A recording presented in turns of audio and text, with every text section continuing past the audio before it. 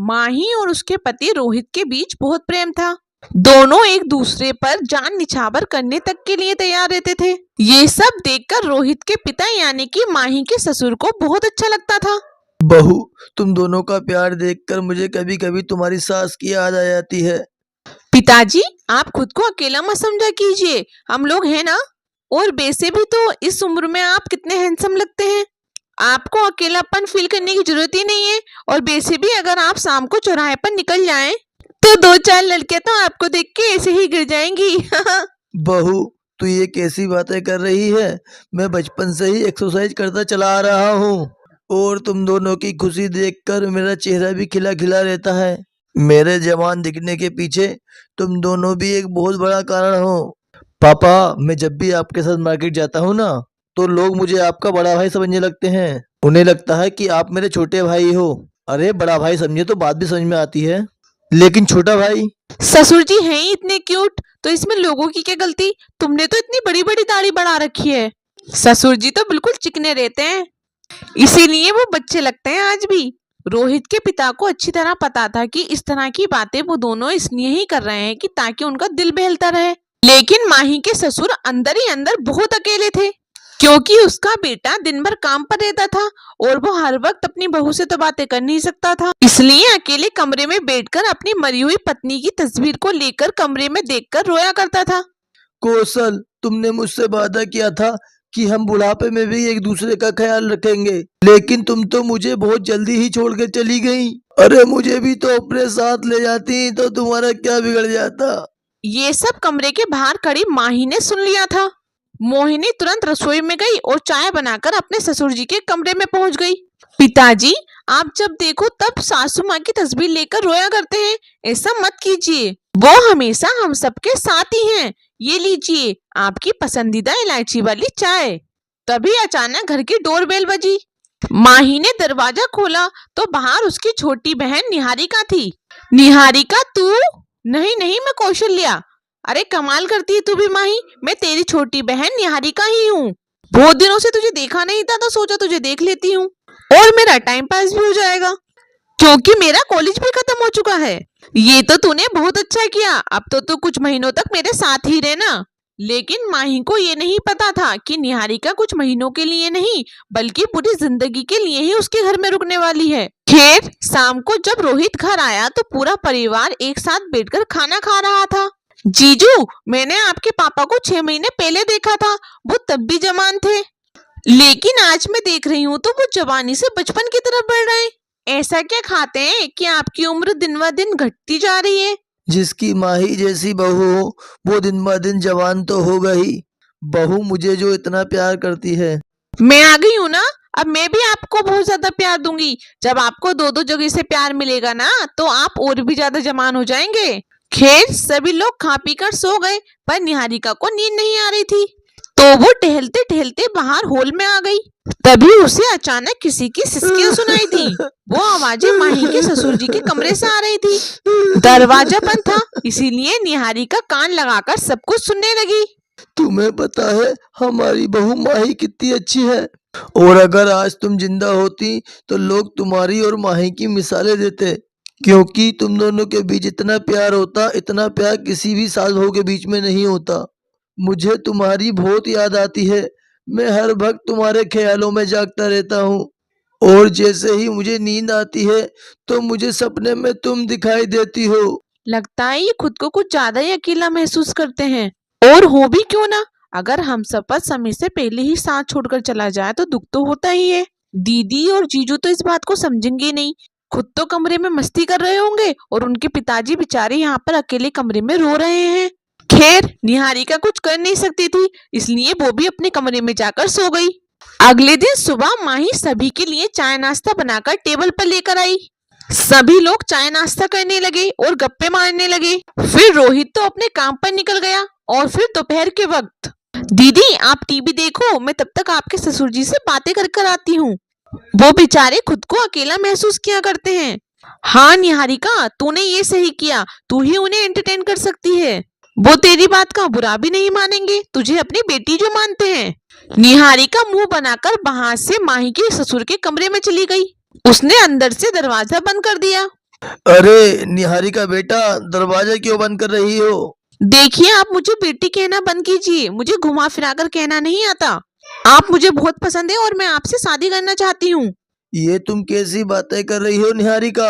रोहित और तुम्हारी बहन क्या सोचेंगे? उन्हें जो सोचना है सोचने दो ना। मुझे आप बहुत पसंद हो, बस बात खत्म।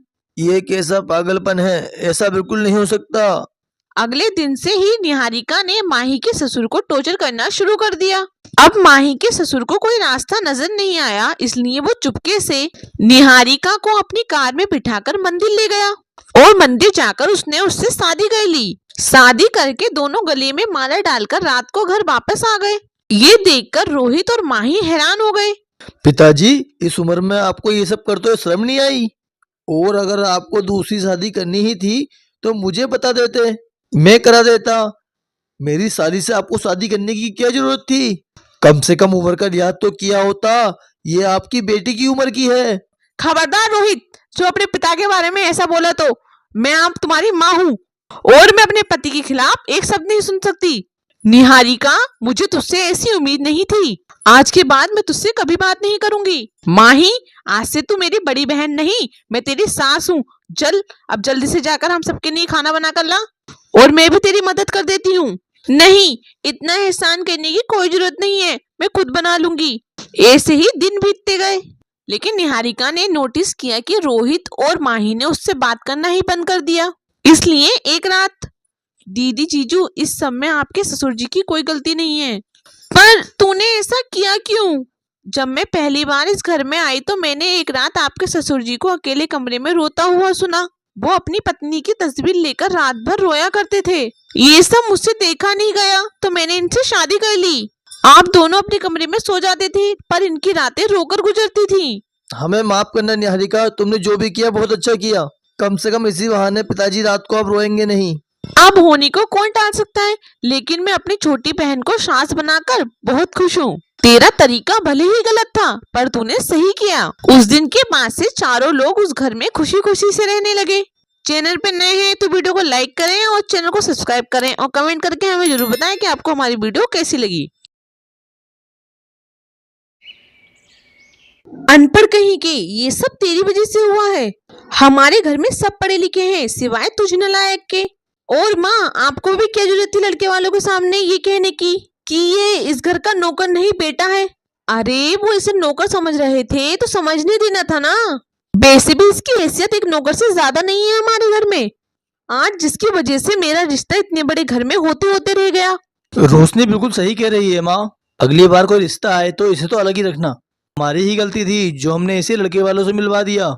कमला के बच्चे ही अपने छोटे भाई को भला बुरा कह रहे थे लेकिन कमला कुछ नहीं कह पाई। बेचारे संजय को भी बहुत बुरा लगता है और वो रसोई में जाकर खूब रोता है और वो रोते रोते रसोई में ही सो जाता है क्योंकि कपड़ों की तरह ही किसी ने उसे घर में कोई कमरा भी नहीं दिया था।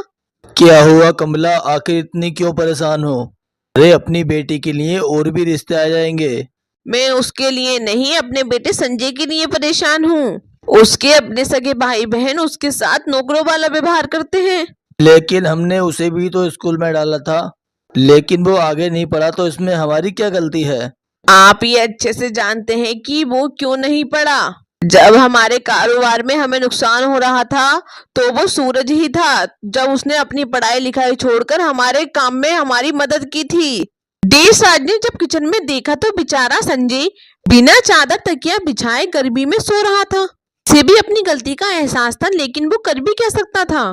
वो दोनों तो खुद अपने बेटे की कमाई पर पल रहे थे। ऐसे ही कुछ महीने बीते और रोशनी की भी शादी हो गई। और फिर एक दिन, ये लो सपना, ये उनका और तुम्हारे पति का झूठा खाना बचा है, ये उस सांड को जाकर दे दो, यानी कि संजय को जाकर दे दो। और हाँ, उसे बोलना कि इसके बाद वो बर्तन धो ले और झाड़ू पोछा लगा ले। ठीक कहा दीदी, वैसे भी वो कमाने तो जाता नहीं, मुफ्त की रोटियां तोड़ता है यहाँ पर पड़ा पड़ा। दोनों भाभियां संजय पर बहुत अत्याचार करती थी। ऐसे ही समय बीता और 2 साल बाद संजय की भी शादी हो गई। अब घर की तीसरी बहू यानी कि संजय की पत्नी सोनम भी आ चुकी थी।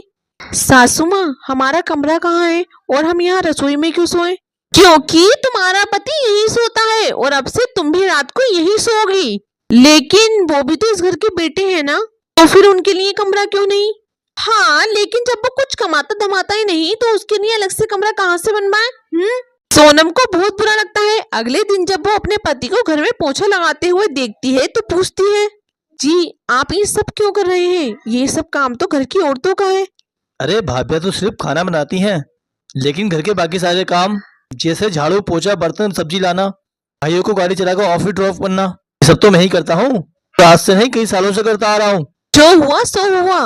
अरे आपने तो सिर्फ अपने पापा की हेल्प करने के लिए बाहर मेहनत मजदूरी करी और पढ़ाई नहीं कर पाए, लेकिन इसका मतलब ये नहीं कि आपको नौकर ही बना दिया जाए। अब से आप घर का कोई काम नहीं करेंगे, अब से आप नौकरी करेंगे। सोनम का ये रूप देख दोनों भाभियां हैरान थी। अब संजय भी बाहर जाकर कमाने लगा और सोनम ने घर संभाल लिया, साथ ही रसोई भी। ये ले सोनम, ये जो बासी खाना बचा है वो अपने पति के लिए रख दे, वो इसे खा लेता है। वो ये खाना आज के बाद नहीं खाएंगी। ये कहकर सोनम उस खाने को फेंक देती है। अब वो अपने पति को दूसरों को बचा हुआ और बासी खाना नहीं बल्कि अपने हाथ से बनाया हुआ ताजी खाना देती है। अब तो घर के हालात बदल चुके थे। सोनम के साथ साथ दोनों भाभियों को भी घर का काम करना पड़ता था। ऐसे ही समय बीता और फिर एक रोज हमने फैसला कर लिया है कि अब इस घर में एक और फ्लोर बनेगा जिसमें मैं और संजय जी रहेंगे। अब हम रसोई में नहीं रहेंगे। संजय, तेरी बीवी का दिमाग खराब हो गया है क्या? उसे समझा, ऊपर कोई फ्लोर नहीं बनेगा।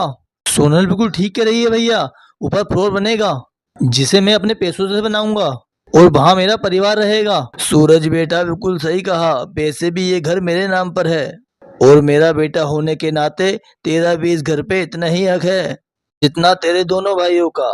उनकी बातें सुनकर अब सब चुप हो गए। कुछ ही महीनों में ऊपर का फ्लोर तैयार हो गया जहाँ पे सोनम और संजय रहने लगे। अब संजय भी घर के राशन में बराबर के पैसे देता है, जिससे अब सबकी बोलती बंद हो गई। सोनम ने अपने पति को नौकर से उस घर के बेटे का दर्जा दिलवा दिया। ये देखकर उसके सास ससुर अब बहुत खुश थे। चैनल पे नए हैं तो वीडियो को लाइक करें और चैनल को सब्सक्राइब करें और कमेंट करके हमें जरूर बताएं कि आपको हमारी वीडियो